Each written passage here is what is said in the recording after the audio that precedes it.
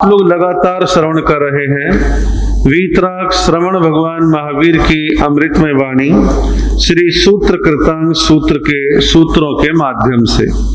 आगे अन्य सूत्र में आगमकार कहते हैं एगस गति ये आगति, जिसका अर्थ अभिप्राय है आत्म परिवार आदि को छोड़कर परलोक में अकेला ही गमनागमन करता है। हमारी और आपकी ये आत्मा अकेला ही अन्य गतियों में गमनागमन करता है। अब अकेला ही करते सबको पता है, लेकिन भाव क्या है आगमकार का? भाव ये है जीते जी जो हम हाय हाय करते हैं, कोठी कार बंगला रुपया पैसा नाते रिश्ते संबंधी, ये सब यहाँ पर छूट जाते हैं।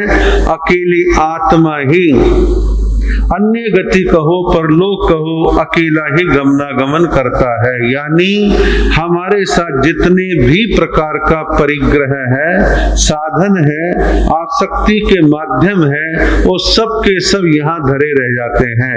तो इसलिए हम अपने जीवन में उतना कमाएं या उतनी चीजें रखें जो हमारे काम आ जाएं, बस जीवन चल जाए। कदाचित मान लो ज्यादा भी है तो आसक्ति ना रखे, विचार करे बस ये ठीक है, मेरे पुण्य से मुझे मिल गया, मैं इसका सेवन कर रहा हूँ, कुछ मेरे कर्तव्य परिवार के प्रति समाज के प्रति थे वो मैंने निभा दिए, और मन में ये ख्याल रखे कि ये सब यहीं रह जाने वाला है, ये सब यही छूट जाने वाला, ऐसा बोध ऐसा ज्ञान मन में बना रहे। एक साधु है, साधु आपकी अपेक्षा कुछ चीजों से वैसे बच जाता है क्योंकि वो ऑटोमेटिकली गृहस्थी के पचड़े में नहीं है, फिर भी साधु के भी कई संबंध बन जाते हैं। ये मेरे शिष्य है, ये मेरे गुरु भाई हैं, समाज में फला फला लोगों और परिवारों से हमारा तो बहुत ज्यादा लगाव है। इस तरह की आसक्ति कोई भी क्यों ना हो, साधु भी वक्त रहते इन सबसे उपरत हो जाए, अलग हो जाए और सहजता के साथ जिंदगी जिए। ये हम इतना ऊंचा और श्रेष्ठ अभ्यास कर लें, जैसे कीचड़ में कमल कीचड़ में होते हुए भी लिप्त नहीं होता, ऊपर अधर रहता है, ऐसे हमारे मनों में किसी के साथ कोई आसक्ति ना रहे, बस इतना रहे मैं अपना कर्तव्य निभा रहा हूँ, अपनी ड्यूटी निभा रहा हूँ, मेरा आंतरिक लगाव जो है वो नहीं है। इतना भी यदि भाव आ जाता है तो बहुत बड़ी बात है। तो यहाँ मोटा सा भाव क्या है परलोक में, यानी अन्य गतियों में, कि जीव आत्मा अकेला ही जाता है, अर्थात जन्म मरण करता है, कोई भौतिक पदार्थ हमारे साथ जाने वाला नहीं है। अगले सूत्र में कहा है सव्वे सय कम्म कप्पिया, जिसका अर्थ है सभी प्राणी अपने कृत कर्मों के कारण नाना योनियों में भ्रमण करते हैं। सभी प्राणी में मनुष्य भी आ गए, त्रियंच भी आ गए, संपूर्ण जीव जंतु जगत आ गया। ये जितने भी प्राणी हैं सब अपने अपने कर्मों के फलों के परिणाम स्वरूप नाना योनि यानी गतियों में जन्म मरण करता है, भ्रमण करता है, आता है जाता है। अब कोई कह दे तेरी वजह से नरक मिल गया या तेरी वजह से स्वर्ग मिल गया, नहीं, हमारी अपनी करनी की वजह से भिन्न भिन्न अच्छी बुरी गतियां हमारे को प्राप्त हो रही हैं। हम किसी दूसरे को जो दोष ना दें या श्रेय ना दें, अपने कर्मों को श्रेय दें। अच्छे कर्म है अच्छी गति मिल जाएगी, बुरे कर्म है बुरी गति मिल जाएगी। अंततः भिन्न भिन्न योनियों में गतियों में जाने का कारण हमारे अपने कर्म है, दूसरे का इसमें कोई दोष नहीं है। आगे कहा है इनमेव क्षणम वियाणिया, इसका अर्थ है जो क्षण वर्तमान में उपस्थित है वही महत्वपूर्ण है, अतः उसे सफल बनाना चाहिए। तो यह वर्तमान समय की कीमत को बतलाया है। 3 काल होते हैं, भूतकाल, वर्तमान काल, भविष्य काल, प्रेजेंट पास्ट फ्यूचर।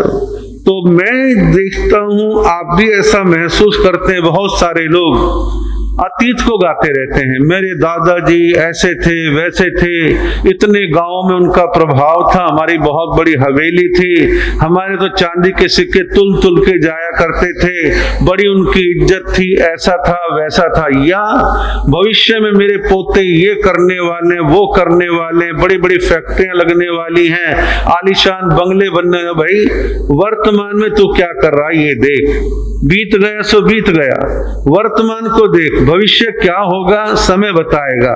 लेकिन वर्तमान समय को समझने वाले के विषय में कहा, वर्तमान वर्ते सदा सो ज्ञानी जगमाए। जो प्रेजेंट में जीता है, वर्तमान में जीता, वर्तमान को सुधारने संवारने का पुरुषार्थ करता है, तो वह व्यक्ति जो है ज्ञानी कहलाता है, अच्छा कहलाता है। अब आप देखिए कि मान लो एक व्यक्ति ने बड़ी उम्र में दीक्षा ली, अब बड़ी उम्र में दीक्षा ली है और उम्र 55, 60, 65 कुछ भी हो सकती है। अब बड़ी उम्र में दीक्षा ले ली है और दीक्षा के साल यानी कि साधना के साल थोड़े ही तो बचे हैं, 70, 80, 85 जी जाएंगे, फिर तो जाना है दुनिया से आगे। तो जो पीरियड, जो समय बचा है, उस समय का पूरा सदुपयोग करें। 8 महीने साल के क्या होता है, साधु सती कभी आ गए कभी नहीं आ गए, आए तो 1 रात 2 रात को आए, चले गए, प्रवचन की कोई धारा नहीं बनती, महाराजों के पास बैठने को कोई ढंग से हिसाब नहीं बैठता। लेकिन 4 महीने चौमासा वो हमारे वर्तमान की तरह है। तो उस वर्तमान का, उस चातुर्मास का कौन कितना लाभ ले सकता है। अब देखिए हमारे इधर से ले ली साधुओं की बात, साधु विचार कर सकते हैं भाई, बाकी तो 15-15 किलोमीटर चलते हैं, सर्दी है, गर्मी है, ठहरने की जगह कैसे मिली कैसे नहीं मिली। अब मैं 4 महीने एक जगह हूं, मुझे ज्यादा से ज्यादा किताबें पढ़नी है, ग्रंथ पढ़ने, स्वाध्याय करना है, हो सके तपस्या करनी है, समाज के भलाई के कुछ अच्छे काम करने, लोगों को धार्मिक स्वाध्याय करवाना है, ज्ञान सिखाना है, कैसे भी यूज कर लो। और ये सोच रहे अब 4 महीना आराम करेंगे और कुछ नहीं होने वाला है, आराम फरमाना है, तो आराम तो हो ही जाएगा। लेकिन आपने अपने समय का उपयोग नहीं करा। 4 महीने लाभ लेने वाले व्यक्ति लाभ ले सकते हैं कि भाई हमारे को सामायिक के पाठ नहीं आते, चलो महाराज से शुद्ध उच्चारण करवा लेंगे, पाठ सीख लेंगे, प्रतिक्रमण नहीं आता, प्रतिगण सीख लेंगे, 25 बोल नहीं आता वो सीख लेंगे, डेली प्रवचन सुनेंगे, जो अच्छा लगे उसका नोट्स में लिखते चले जाएंगे। तो आदमी कई तरह से उपयोग कर लेता है। चलो भाई अपने से तपस्या बड़ी नहीं होती, छोटी कर लेंगे, कुछ ना कुछ करेंगे, 2 घड़ी साधुओं के पास जाएंगे और जाकर के अपनी जिज्ञासा, अपने प्रश्नों का हम समाधान करेंगे। तो हर व्यक्ति के विवेक पर निर्भर करता है कि वो वर्तमान समय का क्या उपयोग करता है। एग्जाम देने वाला, परीक्षा देने वाला विद्यार्थी केवल कोरी कल्पना करता रहे, देखो फाइनल पेपर तो मार्च में आएंगे, मैं जनवरी फरवरी जम के रात दिन मेहनत कर लूंगा, फिर मैं पास हो जाऊंगा। वो जनवरी फरवरी भी आ जाती है, उसके प्लान धरे रह जाते हैं, फिर हबड़ तबड़ रहती है, फिर जो है घबराहट पड़ती है कि सिलेबस तो बहुत बड़ा है, रिवीजन बहुत ज्यादा करना है, कैसे होगा। और फिर वो रोटी खाएगा तो नींद भी आएगी, फिर सो जाता है, फिर कहता कल करूंगा। वो वर्तमान समय को नष्ट करता चला जाता है। तो वर्तमान समय का उपयोग करें। अब जैसे हमारे देश में वर्तमान सरकार ने एक बात कही है, और वर्तमान सरकार तो एक प्रतीक है, संपूर्ण भारत राष्ट्र के लोगों की चाहत है और होनी चाहिए कि हम 2047 तक भारत को विकसित राष्ट्र बनाएंगे। अब विकसित राष्ट्र इतने भी 2046 आते 47 विकसित राष्ट्र बन जाएगा। देश के नागरिकों को हर पल हर घड़ी अपने आसपास के वातावरण पॉजिटिव दृष्टि रखते हुए वर्तमान में राष्ट्र के विकास में मैं कहां कैसे योगदान दे सकता हूं, इस बात को अपने मन से निश्चित करें। क्या मैं अनुशासित नागरिक हूं? क्या मैं रेड लाइट का ध्यान रखता हूं? क्या मैं हॉस्पिटलों में अपना व्यवहार अच्छा रखता हूं? क्या मैं समय पर अपना टैक्स पूरा का पूरा देता हूं? क्या मेरा लोगों के साथ अच्छा संवाद है? क्या मैं व्हाट्सएप पर रोजाना आग लगाने का काम करता हूं? ऐसे ऐसे नेगेटिव मैसेज लोग भेजते हैं, देश में आग लगने वाली है, देश में कुछ बुरा होने वाला, ना हो तो कर दोगे कह कह करके। तो कहने का मतलब कि वर्तमान का सदुपयोग करने की कला, आर्ट आनी चाहिए। चाहे साधु है तो, गृहस्थी है तो, राजनेता है तो, एक विद्यार्थी है तो वर्तमान समय का उपयोग करें। आगे कहा है तथ मंद विषयन्ते उज्जुणन से जरक गवा। कहा है अज्ञानी साधक संकट काल में उसी प्रकार खेद खिन्न हो जाते हैं जिस प्रकार बूढ़े बैल चढ़ाई के मार्ग में हाँफ जाते हैं, झाग झाग हो जाते हैं। अज्ञानी साधक संकट काल में, संकट काल कई प्रकार के, सीधा सीधा है, कोई अशुभ कर्म का उदय आ गया है तो संकट काल ही है।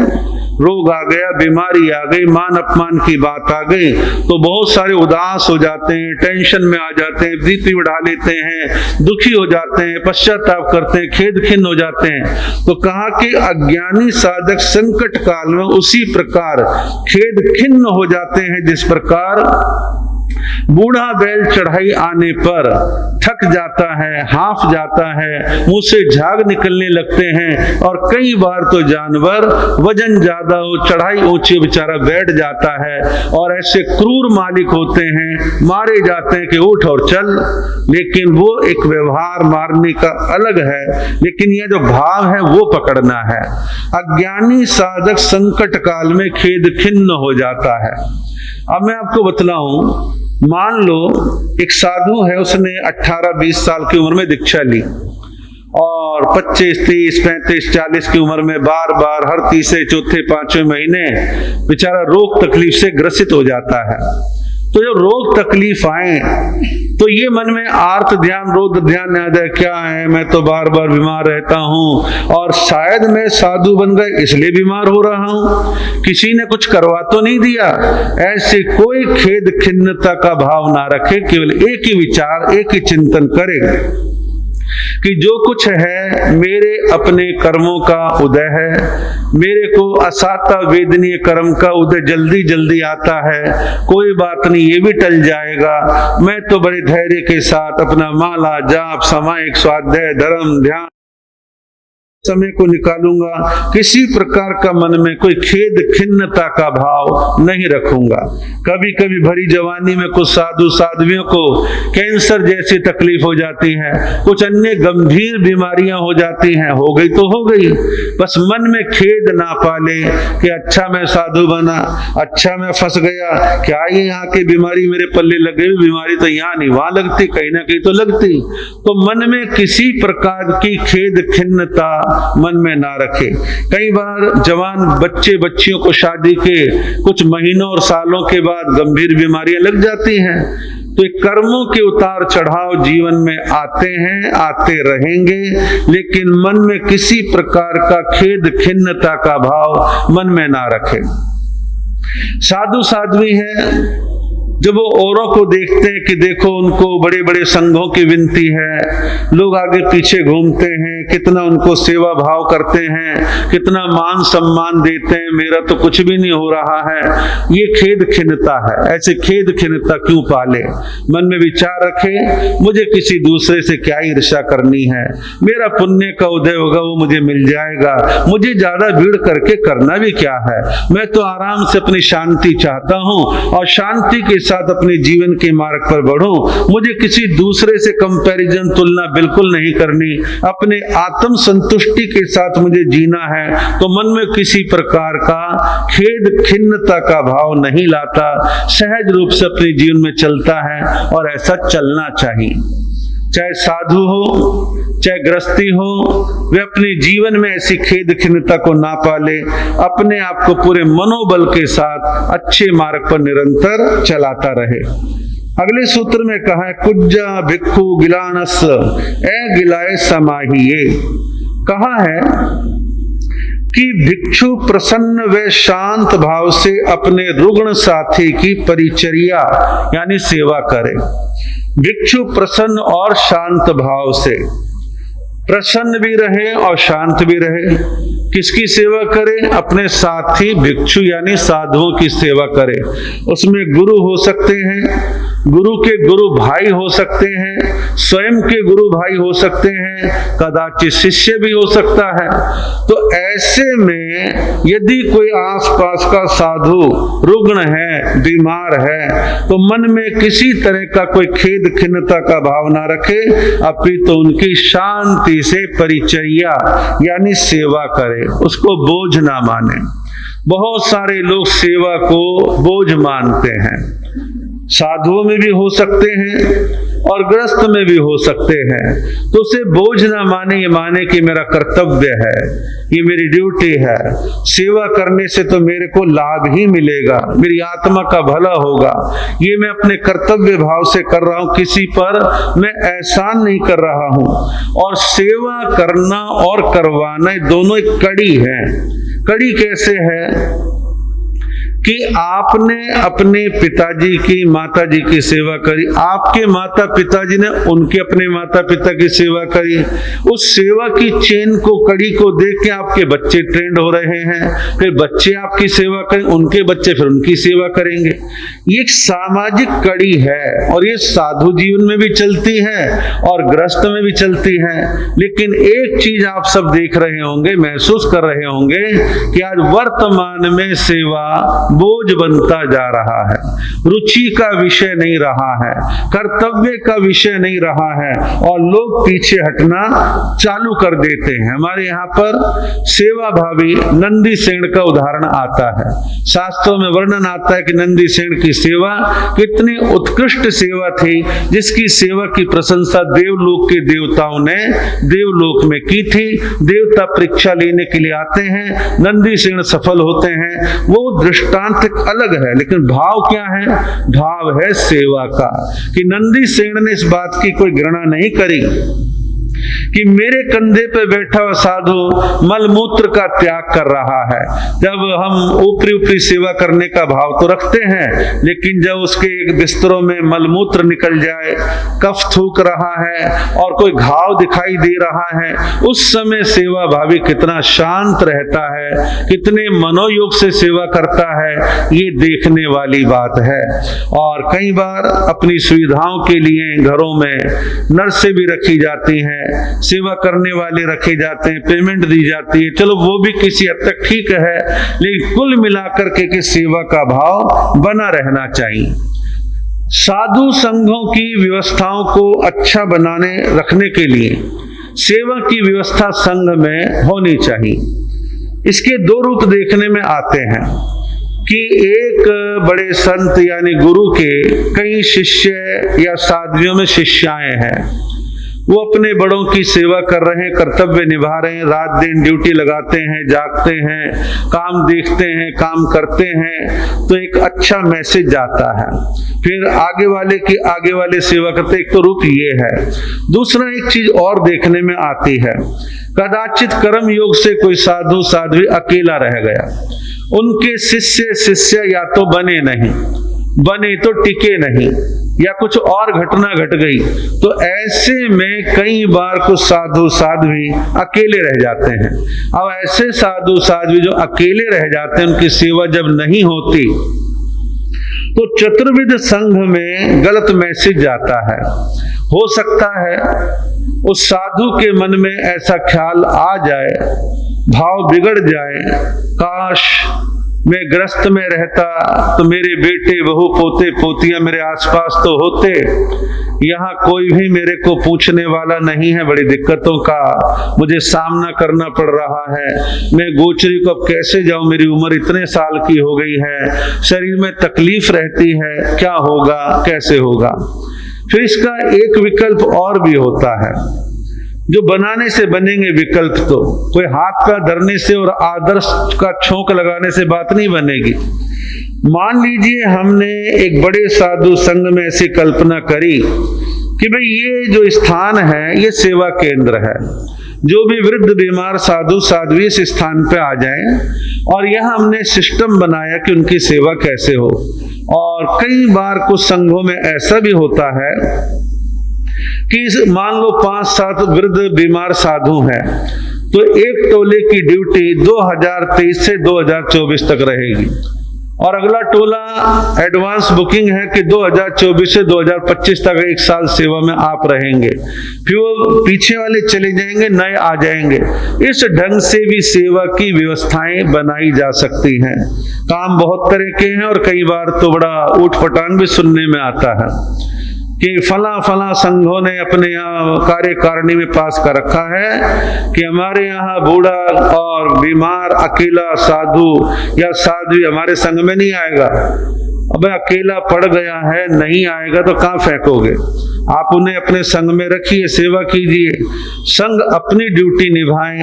आचार्य उपाध्याय प्रवर्तक अपने संघों की व्यवस्थाओं को सुधारने का काम उनका है कि जिसने दीक्षा ले ली है उसे बुढ़ापे में असुरक्षा की भावना या उपेक्षा की भावना महसूस ना हो, ऐसी व्यवस्थाएं सोचनी चाहिए।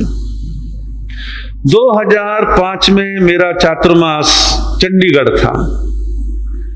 दिल्ली के एक स्थानक की घटना है कि वहां एक बूढ़ी साध्वी जी महाराज ने चातुर्मास किया।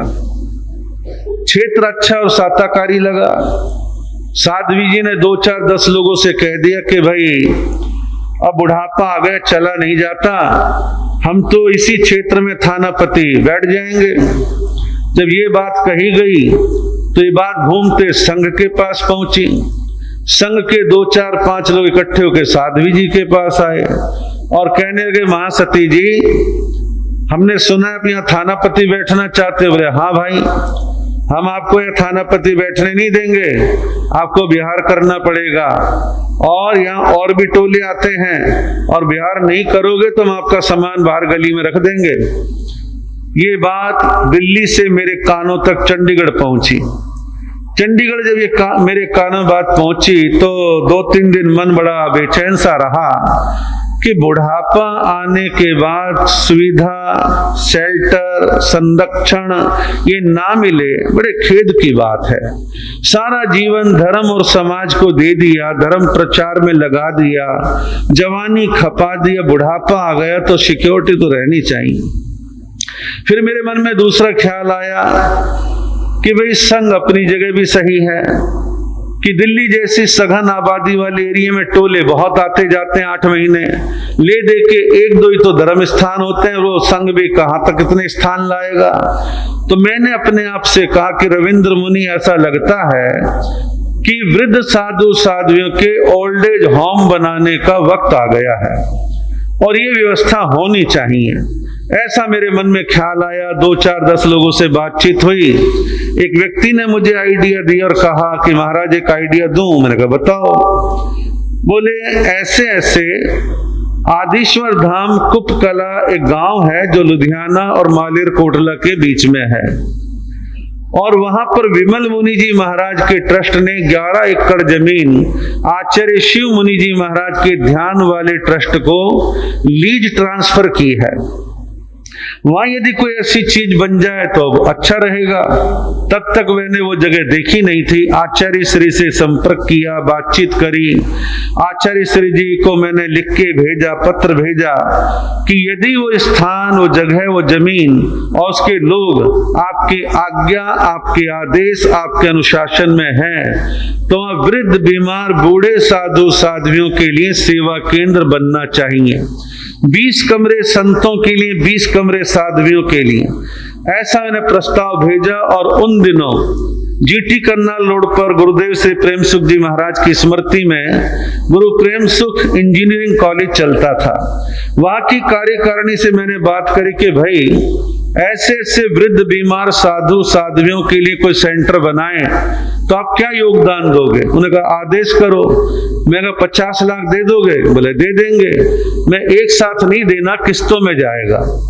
खैर वहां से 50 लाख रुपए आए। 40 लाख मैंने इधर उधर लोगों से लगवाए और 30 कमरे बने, और वहां पर 15 कमरे पहले थे। आज की कंडीशन बतला रहा हूं। उस 11 एकड़ भूमि में टोटल कंपाउंड में 45 तो कमरे हैं, 4 मिनी छोटे हॉल है जिसमें 70-80 लोग बैठ सके, एक इतना बड़ा हॉल है कि 1000-1200 लोग प्रवचन सुन सकें। तल घर बना हुआ यानी बेसमेंट में महापुरुषों की मूर्तियां म्यूजियम के रूप में है, और साधना चलती समय 8-10 साधु साध्वियां वहां थानापति के रूप में विराजमान है, और एक व्यवस्था चल रही है। किसी का रोब नहीं, दोब नहीं, ताना नहीं, कुछ नहीं, सुरक्षा असुरक्षा की कोई बात ही नहीं है। बड़े आराम से वो साधु साध्वी वहां पर रह रहे हैं, और शिवाचार्य ध्यान फाउंडेशन और श्रवण संघ श्रावक समिति मिलजुल करके उसको चला रहे हैं। और अभी मैंने पिछले साल एक अपना मन में संकल्प किया, मैं वहां 22 दिन रहा, कि वहां विराजमान साधु साध्वियों के आहार की जो व्यवस्था, जो किचन चलती है, उसमें विराजमान साधु साध्वी तो 12 मास आहार लेंगे ही लेंगे। 8 महीने में 100-150 साधु साध्वियां कई संप्रदायों के वहां से आते जाते गुजरते रुकते रहते हैं, और बड़ा रमणीय स्थान है, खूब हरियाली है, भिन्न भिन्न प्रजाति के पक्षी वहां पर चहचहाते हैं, और साधना धर्म ध्यान चलता रहता है। और आने वाले साधु साध्वी वैरागी वैरागन दर्शनार्थी सबके लिए भोजनशाला एक है, अच्छी है, व्यवस्थित है। उसके खर्च को मेंटेन करने के लिए मैंने एक संकल्प किया कि एक साल में 12-12 हजार के 1200 मेंबर इनको बना के देने हैं, और मेरा एक काम लगातार चल रहा है। जब से मैं पिछले साल वहां से निकला हूं, लगातार चल रहा है और हो जाएगा। भाव कहने का ये है, संघों में आदर्श की बातें करने की अपेक्षा प्रैक्टिकली काम करना ज्यादा सार्थक है, कि हम अपने जीवन में सेवा, रुग्ण साधु साध्वी और जो स्थिर हो रहे हैं, वृद्ध हो गए हैं, उनकी सेवा पर ध्यान दें। और जीतो नाम की संस्था ने तो सेवा का काम मील के पत्थर की तरह बहुत सुंदर 2008 में प्रारंभ किया, और 12 आते आते वो सारा सेटअप बढ़िया सेट बैठ गया। लगभग 12-13 हजार साधु साध्वियों का कैशलेस इलाज की व्यवस्था कर रखी है, कार्ड दे रखे हैं और इंश्योरेंस करवा रखा है। ऑपरेशन पर 3 से लेके 5 लाख रुपए तक का खर्चा वहां से प्राप्त हो जाता है। कितनी बड़ी राहत है। और हमने जो श्रवण संघ विकास फंड बनाया, उससे भी मेडिकल की सहायता, एजुकेशन का काम लगातार चल रहा है। तो यहाँ जो मैंने बातें कही, इनका भाव केवल मात्र इतना है, या तो श्रवण संघ होता 20 साधु संतों का, जब ये है 1250-1300 साधु साध्वियों का, तो यहाँ तो सिस्टम बनाने पर जो आज से 40 साल पहले देना चाहिए था ना, तो उस पर ज्यादा फोकस किसी ने किया नहीं। सब अपने टोले बनाओ और विचरण करो, और समाज में आपाधापी रहेगी। इस आपाधापी को ठीक करने के लिए सिस्टम बनाना पड़ता है। सिस्टम नहीं बनाएंगे तो एक अजीब प्रकार की अराजकता सी देखने में आती है।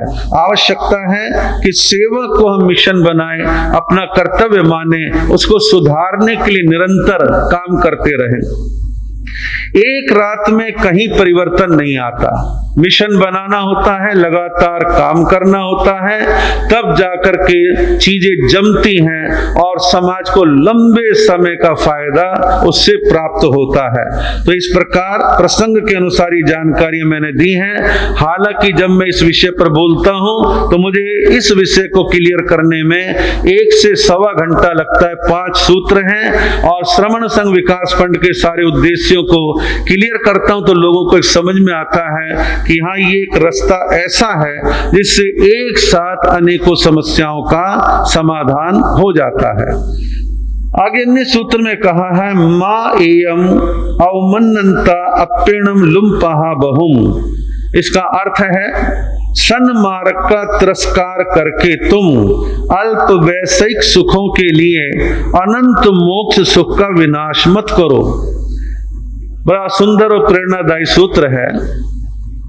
साधु साध्वी श्रावक श्राविका सन्मार्ग, मोक्ष का मार्ग, कल्याण के मार्ग पर आगे बढ़ता है, लेकिन कई बार कई कारणों से उस अच्छे मार्ग को छोड़ करके, इसका तिरस्कार करके थोड़े से सुख के लिए, अल्प विषयों की पूर्ति के लिए अनंत सुख के मार्ग, मोक्ष के मार्ग को छोड़ देता है और वो गलत रास्ते पर चल देता है। ऐसा बहुत बार बहुतों के साथ होता है।